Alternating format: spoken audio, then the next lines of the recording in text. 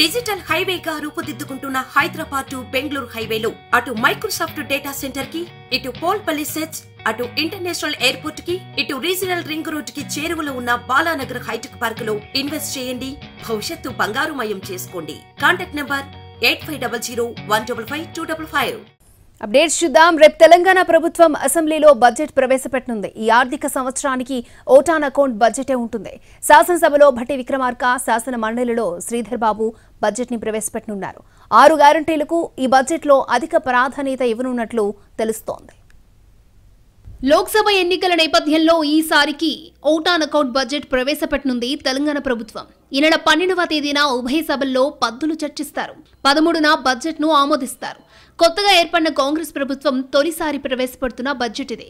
ఏ శాఖకి ఎంత కేటాయింపులు చేశారు అన్న దానిపై ఆసక్తి నెలకొంది. ప్రభుత్వం ఇప్పటికే 2 గ్యారంటీలను అమలు చేస్తోంది. మరో 2 స్కీమ్ల అమలుకు ఈ బడ్జెట్లో నిధులు కేటాయిస్తారని తెలుస్తోంది. 500కే గ్యాస్ సిలిండర్, 200 యూనిట్ లోపు ఉచిత కరెంటు పథకాన్ని అమలు చేయనున్నారు.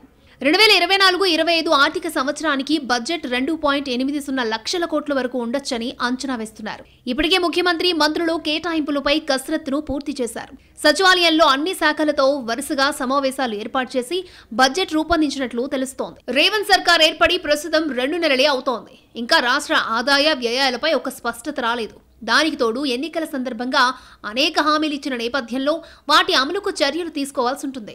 గొప్పలకు పోవద్దని, వాస్తవాలకు అనుగుణంగా బడ్జెట్ ప్రతిపాదనలు ఉండాలని సీఎం గతంలోనే అధికారులకు స్పష్టం చేశారు. ఆ ప్రకారమే బడ్జెట్ రూపకల్పన చేశారు. ప్రస్తుత ఆర్థిక సంవత్సరానికి గత కేసీఆర్ సర్కార్ 2,90,000 కోట్లకు పైగా బడ్జెట్ ను తీసుకొచ్చింది. అందులో డిసెంబర్ నెలాఖరు వరకు చేసిన ఖర్చు మొత్తం 1,56,000 కోట్లకు పైనే ఉంది. కాంగ్రెస్ మేనిఫెస్టోలో పొందుపరిచిన హామీల్లో కొన్నింటికి బడ్జెట్లో చోటు కల్పించారు. మహిళలకు ఉచిత బస్సు ప్రయాణం, ఆరోగ్యశ్రీ 10 లక్షలకు పెంపు, 200 యూనిట్ల వరకు ఉచిత విద్యుత్, 500 రూపాయలకే గ్యాస్ సిలిండర్ వంటి గ్యారంటీలను అమలు చేయడానికి వీలుగా బడ్జెట్లో నిధులు కేటాయించినట్లు తెలిసింది. ఉచిత బస్సు ప్రయాణానికి 3,000 కోట్ల వరకు అవసరమవుతాయని అంచనా వేస్తున్నారు. దీనికోసం ప్రభుత్వ ఖజానా నుంచి ఆర్టీసీకి చెల్లించాల్సి ఉంటుంది.